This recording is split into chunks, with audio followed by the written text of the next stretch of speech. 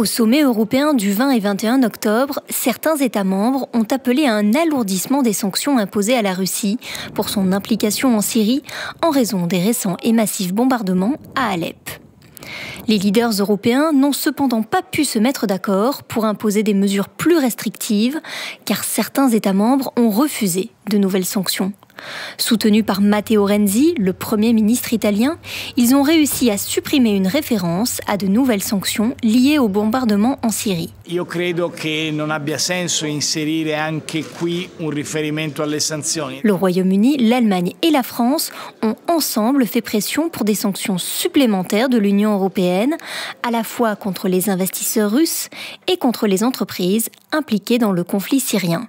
Le président de la République française, qui a qualifié les événements à Alep de crimes de guerre et qui avait rencontré le président russe Vladimir Poutine à Berlin juste avant le sommet, a déclaré que le but est d'obtenir un cessez-le-feu. La première demande, c'est la prolongation de la trêve, l'arrêt de tous les bombardements et l'acheminement de l'aide humanitaire. Au lieu donc d'imposer des sanctions supplémentaires, les leaders européens ont condamné les attaques du régime syrien et de ses alliés, notamment la Russie, sur les civils d'Alep, dans les conclusions de la réunion. Soulignant par ailleurs que ceux qui ont violé le droit international humanitaire doivent être tenus pour responsables. Mais cela ne signifie pas pour autant qu'il n'y aura jamais de nouvelles sanctions contre la Russie.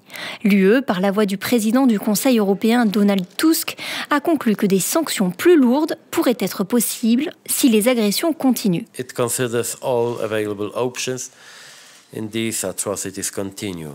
Fraser Cameron, directeur du centre UE-Russie, ne croit pourtant pas que l'Union européenne proposera des sanctions plus lourdes. Il pense cependant que l'opinion publique envers le pays a évolué depuis le bombardement d'Alep. Les précédentes discussions sur un potentiel allègement des sanctions ne sont plus sur la table. There's been a fundamental breakdown of trust because of what has happened over Syria.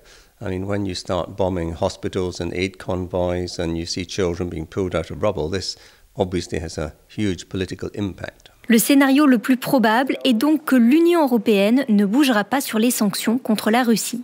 Elle se contentera simplement de prolonger les sanctions existantes en attendant une nouvelle décision à la fin de l'année.